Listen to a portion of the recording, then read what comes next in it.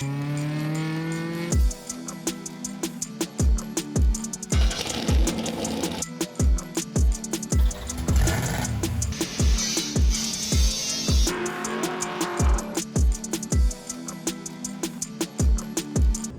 I make any more videos, I think it's good to kind of talk about the current vehicles that I have and my plans with them, because two of the vehicles I have never been on the channel, and one of them doesn't really need to be because it's just a daily, but I think it is worth kind of introducing and talking about because it is kind of cool. But this car this is my FOXBODY that I've had for 8 years now, and I've never officially introduced it or talked about my plans with it. And it has been on the channel several times before, but I've never talked about what's been done to it or what my plans are. So I think this is the best place to start. So this is my FOXBODY Mustang. It's a 1990. It's a V8 automatic, and it's got a sunroof, but that's about the only options that I can think of on it. The plan is to someday manual swap it, but for right now, that's not an immediate plan. The automatic works great, and so I'm not really gonna mess with it. And I've had this for about 8 years now, and most of the stuff I've done in that 8 years has been maintenance and little things. But a lot of the stuff I've done isn't necessarily performance stuff, it's just been keeping it on the road. And this car has been incredible. It's never broken down on me in the 8 years I've had it. It's got 130,000 miles on it. And I got it when it had like 88,000 miles on it. So I've driven it quite a bit. And like I said, I've replaced stuff due to age, and it's had like little issues, but it's never broken down or not started. It runs incredible. I replaced the fuel pump, but I don't think the old one was, like in hindsight, I don't think the old one went bad. It was just running weird and I replaced it. The only thing that makes me sad about that is the old fuel pump was super loud. The factory one, it wasn't an upgraded anything. It was just really loud. And the new one is just a stock replacement, and it's not that loud and it's not as cool, but it is what it is. And the stock headlights started turning really yellow, got full of water, so I went with some clear ones and some LED bulbs. That's not really a performance upgrade, that's just an aesthetic thing, but it does improve the drivability. There's a few things I've done just to improve the drivability of it, because I drive this thing a lot. So first I'll get into like the future plans with the car and the overall vision and the goal. And then I'll get into the I'll show you guys what's been done to the car. It's not gonna be a race car, it's gonna stay a street car. It has full interior. In fact, it is mostly stock. And I took the air pump off of it, which if you guys don't know what that is, it's a emissions thing they had on much older cars. A lot of FOXBODYs don't have them anymore. I still have mine, I just took it off because it's a parasitic loss and I don't think it was hooked up either. But this thing still has the factory airbox on it. It is that stock. The overarching goal with the car, not to get sidetracked, is it's going to stay a street car. It still has air conditioning, it still has heat. I drive it all the time, I road trip it, I have taken it on a track before, and I have autocrossed it before, and I don't really want to do that again, because the one time I took it on track, I actually spun it out into the infield, and that is my worst nightmare, is just crashing this thing. They're not the safest cars in the world, but I'm not going to get into that. They're fine, but I just would hate for something to happen to this thing. And I drive it aggressive sometimes, but I don't want to race it and beat the crap out of it either. It has been in an accident once in its lifetime, and it was actually long before I was even born. I believe it was in 1992. that this thing was rear-ended and then it rolled into the car in front of it. But it wasn't bad enough to where it was like totaled or, you know, a write-off or whatever. It was fixed and put back on the road essentially. If I'm being honest, these things are not the greatest cars in the world when they're stock, when they're fully stock. They're not bad, they're pretty good. There's just little nuances here and there that I don't like. The main thing is like the suspension and the ride quality. And then just other little stuff. And the automatic is a decent transmission, but this thing would be so much better with a manual. And even though I like daily it and drive it on the street, I like to have fun with it, and I want it to perform as well. So the kind of the vision is keep it a street car, but make it a very capable car. The overarching idea is I'm gonna make it a better car. So that'll mean better performance, but also just better little things that make it more livable.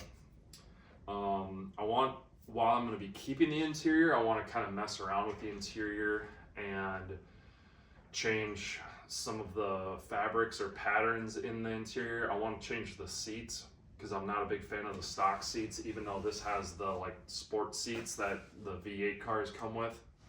Also, a detail I forgot about, this is an LX. I kind of like the LXs more than the GTs. They don't come with all that ground effects, which they look decent, but I like the way the LXs are a little bit better.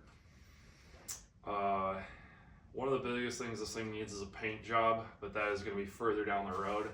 And I think the first paint job this thing ever sees, I want to keep it white, but eventually I would love to do some kind of like an aqua blue green color on this thing. But for right now, it's gonna stay white, and a paint job won't be any time in the super near future just because they're expensive. The stock alternators in these things, I think, were carryovers from the carbureted vehicles, and the turn signals, when you were idling, the turn signals would cause the fuel pump to bog down, because remember I said you could hear it. The alternator didn't have enough output at idle to keep the fuel pump fully juiced up, and the turn signals would bog it down. That's how bad it was. It never had charging issues, it just didn't have the output it needed at idle, and even at when you're cruising it could keep the battery charged, but having a proper alternator is a lot better. If that's something you guys want to do, there are videos on how to do this upgrade. I might make a video on how I did it. Even though it's really simple and there are videos, there's not a ton of videos, and I like the way I did it, and I kind of want to redo some of the wiring. But what I did, you can buy alternators for like specific alternators for these cars, but you don't really have to do that. All I did was get a stock replacement alternator for a 95 Mustang GT, or the V8 cars, because the 94s and 95s, which is the body style after this, they still have the 5-liter V8. They didn't go to the 4.6 at that point, but they had a 130 amp alternator. They did not have the stock one was a 75 amp alternator. This one has at idle what the old one had at when the motor was actually up in the RPMs, and then it's a 130 amp, and it bolts right on. So it's a little bit bigger bodied, but it bolts right in place. You just gotta clearance the bracket a little bit. You're good to go. The biggest thing I want to tackle here in the near future is suspension. It's on adjustable shocks, but KYB shocks, but it's still on the stock springs, and it's still on all the stock suspension arms. I would love to get a tubular K member. I would really want to put a different intake on it, but I don't really want to keep the stock intake like the plastic part, the air box, and the leading up to the throttle body, that whole part I want to keep stock. It had a cold air intake on it when I got it, and I went back to the stock one because the cold air intake just doesn't look great. But I don't love the way the stock intake manifolds look, the like whole metal part that actually sits on the engine, and that'll get me a little bit more performance. And then I would love to do the whole exhaust, but everything I want with the exhaust is going to be a couple $1,000s. So, and it sounds good as it is. It's got some pipes, exhaust. I think they're Violator mufflers, and they sound pretty good. So I'll just leave it as is for now. But what I want to do is do like American Racing headers, long tubes, and then like an X pipe. And there's a company called Black Widow Exhaust that makes some really good mufflers, and I would like them, but I don't know how quiet their mufflers are, because honestly I want something more on the quiet side. I want this to be a very livable and well put together street car. I've had it it's very loud as is.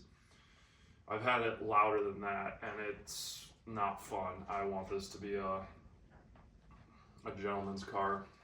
That's the best way I can put it. So suspension is next, getting the air conditioning and the heat working. Before it even gets a paint job, I'm gonna try and fix the terrible paint on the front bumper. I was gonna fix that this last summer, but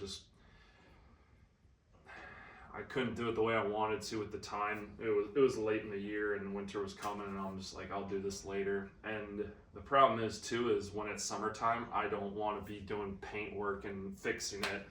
I want to go drive it. I'll never, as much as I love wide body Fox bodies, I'm never gonna cut the fenders or the quarter panels. I wouldn't mind putting different fenders on it, like carbon fenders, but you can always change that back. Like I have a carbon fiber hood on it, but I also still have the stock hood. I do have subframe connectors on it, but those are a very vital component, and I actually have a video, one of my first videos is on those, and they're some of the best you can get. Even though it's like a permanent part of the car where you're altering things, it's a good thing. I will never do anything else where I'm doing some major cutting and modifying to the body or the suspension. I want to keep it kind of a bolt-on car, but I want to do really good above and beyond things. I don't like the cookie cutter FOXBODY build where it's like Cobra wheels, a cam, exhaust, and an intake and lowering springs. Like, to me, that's like the most simple bolt-on stuff you can get, and those are fine, but it's like that's what everyone does. And the stuff I want to do, I'm not doing it just to be different. I'm doing it because that's what I want. But that's not what I'm going for. What I just described, what I want is a little bit more in depth. I want a super clean build that I put a ton of effort into, and that where the car lasts as long as I can make it last, because I want this car to go to one of my kids someday. But I don't want just simple stuff. I've put a lot of effort to taking care of this car, and I want to do a pretty exceptional build on it. So we have a Mishimoto radiator. As I mentioned, the 130 amp alternator upgrade, Maximum Motorsports strut tower brace, Optima yellow top, KYB AGX adjustable shocks with camber plates. I think that's pretty much it in the engine bay. And then it's a little dirty right now, but we got a carbon hood, and as I said before, I still have the stock hood. It's got a 2-inch cowl there. The stock one has like a 3/4 or 1/2-inch cowl. It lines up, you see the black cowl there? It lines up with that perfect. Wheel and tire package, also it has It's got drilled and slotted rotors with hawk pads and SVO brake calipers. And the SVO ones are still a single piston, but they have a bigger piston bore, so they have more clamping force, however that works. Still a 4-lug, as you can see. As you guys know, a lot of guys will upgrade to a 5-lug, but I'm pretty adamant about greasing the wheel bearings and all that stuff. I have rebuilt the whole front suspension and steering rack and all of that. It's got a brand new power steering pump. Well, brand new as of like 3-4 years ago. And then we're running Bassett steel dirt track wheels that are a 15x7, and then some Cooper Cobra Radial GT 2. I know they're a 235. The stock size is a 225. These are a 235 50 or 60. Let me see if I can see it here. Yeah, they're a 235 60 15, and the stock size is a 225 60 15, so not a huge difference. I ran the BFG radial TAs for a long time, and they're a good tire. I love them. I was really impressed with them until I went to these, and I hate to say it, these are cheaper and they're infinitely better. I don't know how to describe it. They seem to have much better traction, both dry and wet, especially in the rain. And then they also they just seem to be more stable and just be a better tire. There's nothing really I can put my finger on. I think they handle better, but the BFGs handled really good, and they were a good tire. The worst thing about them was they were terrible in the cold or in the rain. These are awesome in the rain. And then, as I mentioned, Stifler's subframe connectors. And then I've got a rear strut bar, and everything on the rear of the car, the drive shaft, suspension, rear axle, everything's stock. I've rebuilt the whole brake system other than like the master, but that is about it. And then I need to fix the headliner, but as you can see, still has all the interior. The one thing I've upgraded is the speakers. So there's actually 6 speakers in here. There's 2 in the dash, the door ones, and then those 6x9s. And it also has an aftermarket head unit from like the early 2000s.